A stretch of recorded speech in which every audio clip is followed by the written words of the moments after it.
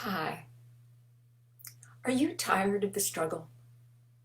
Are you tired of not getting the results that you want? Struggling to get clients, struggling to lose weight, struggling to find your true love? And you have tried all the magic formulas, all the online self-help books. You've tried psychologists and therapists and coaches. You tried large group programs. You've tried to change your mindset, you tried tapping, and you haven't gotten the results. You're tired, frustrated, feeling like giving up, feeling like, well, life just doesn't work. Well, I'm here to tell you today that there is the true formula that sweeps aside all this stuff. It's the underpinnings. None of these other approaches are going to work until you address the underlying cause. It's a little like painting a house without scraping the underpaint. If you don't get rid of the wrinkles, if you don't get rid of the rot, it's going to seep through. And I have noticed that even those people who seem to be successful in these big programs, in these big expensive programs with 100 or 200 people, they're only successful in one area. That's right, they're only successful in one area. I have seen people who suddenly, they start making lots of money and they're like, whoa, I'm doing it. And then 6 months later, they come down with some unbelievable, terrible health challenge. Or somebody dies in their family, or they have a family crisis, or they start to gain weight, or their relationship breaks up. Can you have it all? Yes, you can have it all, because the underlying problem is the same for all three. Why do you get one over the other? Some of it has to do with character. And some of it may simply be where Saturn is placed on your chart, that is your issue. That's what you're here for. That is your journey. So let's look at some of the underlying patterns. So I often start with people pleaser. Today I'm going to start with controller. A controller, a person who feels the need to control things, often grew up in a chaotic environment where their parents were not taking responsibility. Maybe they weren't getting enough food. Maybe it was actually dangerous. Maybe it was simply a lot of arguing and no love. And so the child needs to survive. And some of the survival methods are to control the situation. So there are a number of ways in which a child can do that. In one case, she or he can take over the responsibility of the parents. And I've worked with a number of clients who have done that. And they survive, and they get some very, very valuable skills in survival. The problem is that oftentimes their siblings, if they have siblings, are not particularly appreciative because they feel like they have to control everything. And if anybody else steps in, they feel threatened.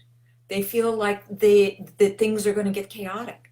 And it's hard for them to allow other people, their siblings, or even later in life, other people to also take responsibility and control. And so they take all the burden on their own shoulders. And sometimes this morphs into a martyrdom. I'm sure some of you are familiar with the mother martyr, and she manipulates for her will and what she wants through guilt. Look how hard I've worked. How can you do this to me? That's one form of that manifestation of controlling. Another form is victimhood. The most powerful person in the room is the victim. They make everybody feel sorry for them, but ultimately they use it to get attention, to get the focus, to control the situation. Sickness, health sickness, is another way in which we learn how to control things. Is if we are sick, we get attention from our parents who are otherwise oblivious. They have to do something. Now, generally, if the family is really chaotic, you might just die. So that might not be the best approach.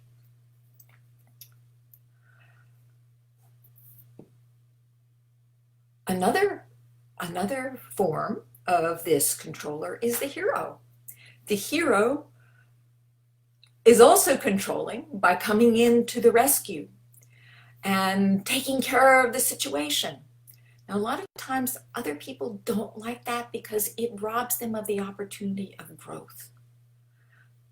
But the hero feels great because they feel empowered, they feel successful. But here's the thing, people need to learn how to succeed on their own. That when you play hero, you're treating everybody else like the damsel in distress, somebody who is not competent. And if you want to be a coach or a healer, and I'm not saying all of you are, but if you want to be a partner or a spouse, you need to let the other person step up. I remember in my first relationship, my first husband, he was going into this sort of semi-psychological depression, incompetence place. And I was doing everything to hold it together and not holding him accountable. And I remember going to a support group, and this woman said something to me which really woke me up. She said, "You were infantilizing him. You were making him into an infant. And he will never stand in his power and strength as long as you enable him to be a child." Whoa, I changed. I pulled back. Unfortunately, for a while, I didn't feel like I loved him anymore. How much was that love tied up in that dynamic? Eventually, he grew up. He started to take responsibility for himself. And the love came back. So that's the controller. Let's see if there's anybody else. Victim, hero. So I did have a client who was a controller, and she grew up in a very chaotic life situation where her mother would go out and drink, and her father had left her mother because her mother also had relationships with a lot of different people. This child really had a lot to deal with.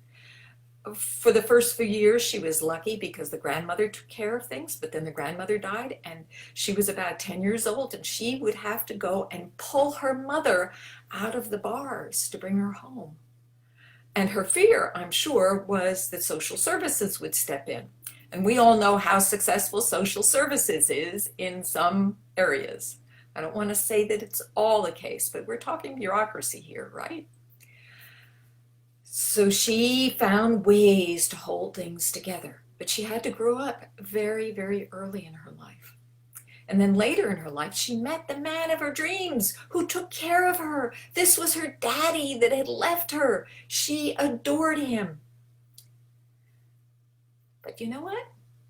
The universe had something else in mind for her. The universe took him away. And she was devastated. She mourned his loss for 20 years by the time she came to me. By that time, she was fed up with mourning. She was ready to change. And so we worked together and worked on the underlying pattern, the controlling pattern, and how that worked into it, and how she needed to learn how to be an adult and take care of herself. So another pattern is the perfecter. I see this so much, particularly in coaches and healers, is they never feel like they have enough education. And whenever they're not successful, whenever they feel frustrated, whenever they're not getting the results, they go and sign up for another course, another training, another certificate, another badge to show that they're worthwhile. However, it doesn't work because your clients really don't care about that. They care whether or not you're effective, whether you can make a difference in their lives. That's all they care about. And so you are just avoiding becoming an adult. You're just avoiding dealing with the underlying pattern, the childhood pattern that's holding you back. And that's what I mean by becoming an adult, is that you stop being that child desperate for approval, desperate for confirmation. Now, of course, it's not your fault. You grew up in a family in which you were not getting what you needed. It might have been chaotic, or it may have simply been that your parents were not capable of giving you the unconditional love and attention you needed. Maybe your father was a workaholic. Maybe your mother was a narcissist. Maybe your mother was a depressive and she wasn't available. And so you found a pattern for getting attention. Maybe your father was overcritical, like you were never good enough. That oftentimes creates a perfecter, somebody who just never feels like they, that you get the A and your father wants to know why you only got a B in this. Another pattern is my favorite, the pleaser. I know this personally because I was a pleaser for a long time. And this is somebody who learns to get attention and love by pleasing. And they don't feel or believe that they are good in and of themselves. But here's the thing. You need to learn how to love yourself and to accept yourself and be your authentic self. The next kind is the self-soother. I don't see these people very often because they have actually found a solution that works for them. This could be somebody who is overeater or indulges in intoxicants or some other kind of distraction where they feel like they have soothed themselves. So eating is often very soothing and also tamps down the emotions. So that's how they exist. That's how they survive. And the same with the intoxication. My brother was actually a little bit of both of those. He never felt loved, although why, I have no idea. Well, yes, I do have an idea. Although he was my mother's favorite child, my mother did not know how to mother. She was an only child from an alcoholic family. And so she really didn't know how to be a parent. And so either she would overgive and be the hero or the martyr. And my brother struggled because he never felt like he was good enough. Maybe he never felt approved of by his father. I'm sure he didn't because he was in my mother's realm. And so he often turned to intoxication and overeating as a solution. These people need to decide that they want to change before they can change, that they have to have the motivation. In fact, all of them do. The last one is the shapeshifter. This is often a person who comes into this world with very, very special but esoteric gifts, like a channeler or a healer or a mystic of some sort, somebody who is kind of living two worlds, the otherworldly world and this world. And the family just doesn't understand. Maybe they have amazing powers, but they have to hide them because they're afraid that they're going to be sent away or they're going to be seen as crazy or as psychologically disturbed. And so they hide themselves. But this is very difficult because the desire to, the urge of that gift is so powerful. So then they become rebels. They say, well, if I cannot get love, I will show them how I can take care of myself. And they reject the rejecter. Oftentimes this is matched with a controller. And I have worked with a client who was both this shapeshifter, that is, that she hid who she was, and she was also a controller. what we worked on was getting her to embrace her gifts. And that started to change her pattern. But it was a, day-to-day, week-to-week practice in changing the pattern. So I meant to share with you before I went into this discussion of the various patterns, that the solution, remember I promised you the formula is well, let me tell you a story.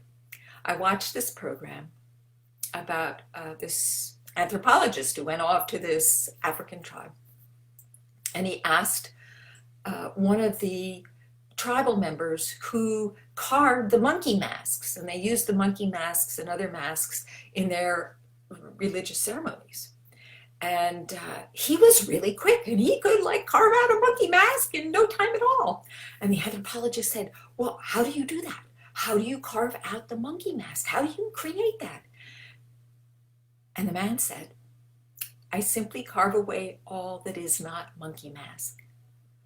I invite you to carve away all that is not you, all that is not your true self.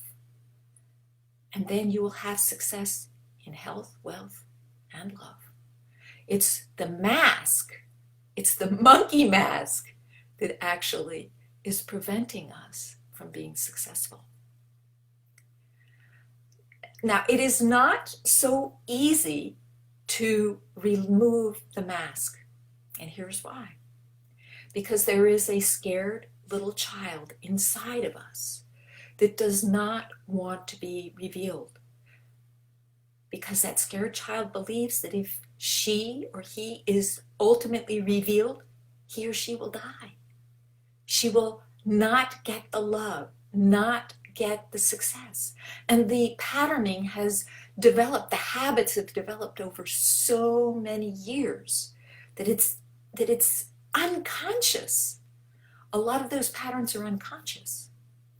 And in addition, this child has her fingertips on the chemistry of the body.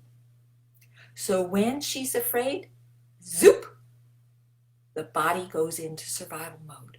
Panics, gets scared, starts sabotaging things, starts avoiding, getting busy, doing other things, because that child is scared.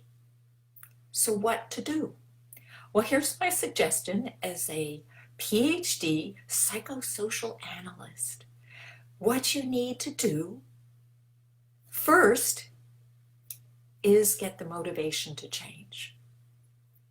You need a motivation that is really powerful, that goes past that inner child that's afraid, because it is going to be uncomfortable to change. It's just the way it is. So what kind of things can you use as motivation? Well, sometimes it's your vision, that you have a big vision that you just need to create. And you have tapped into it, and it's compelling, and you will just go whatever. Sometimes it's pain. That is, you have a health crisis, or you lose somebody, or you're miserable, and the pain pushes. There's an old statement, pain pushes until vision pulls. So that's okay. Pain is a really, really good motivator for losing weight, for doing what you need to do to get your business in order, and to do the work you need in relationships. Pain and misery is a great motivation.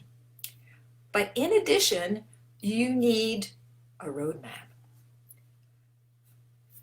As Albert Einstein said, you cannot get the solution to a problem from where it was created.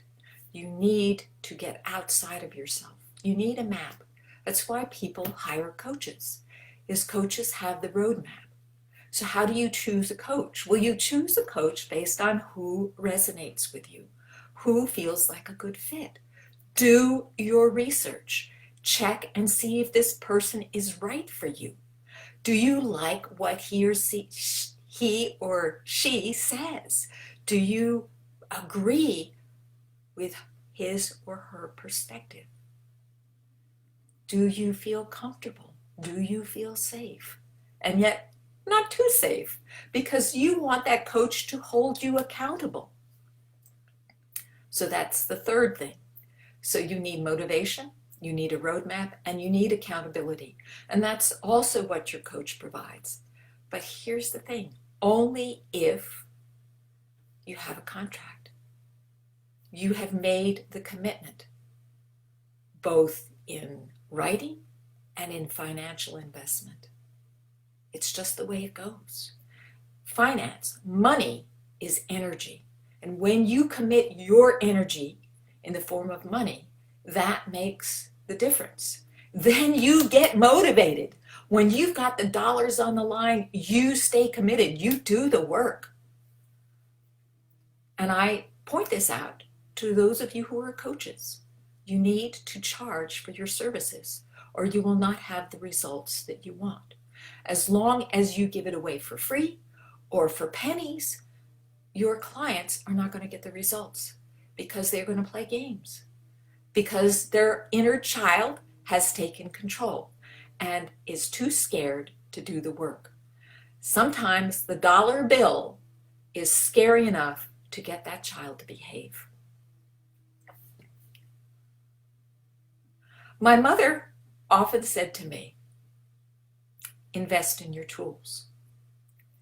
She wasn't big on investing in your pleasure, although she did invest in her own pleasure, but she always talked about invest in your tools. She was an artist, so she invested in paintbrushes, and she was a photographer, and she invested in her cameras. What I have found is that you are your most powerful tool. You are the solution to everything. And all the rest of the tools only enhance this tool, yourself. This is what you need to work on. And we're also willing to throw our money away for magic formulas and funnels and get rich quick books, and we want psychotherapists who give their services away for free. Well, for Medicare or insurance, you're not going to get the motivation from that. You need to make the commitment. What's the next step? If you resonate with what I've said today, check me out. You need to always check out whoever you are investigating. Go to my website. It's listed in the comments section. And if what I have to say resonates with you, go ahead and make an appointment. A 15, 20-minute appointment. Introductory conversation. And we will find out whether we're a match. And you will find out how I work with people. That's it for today. Hope you enjoyed this, and be brilliant. Bye for now.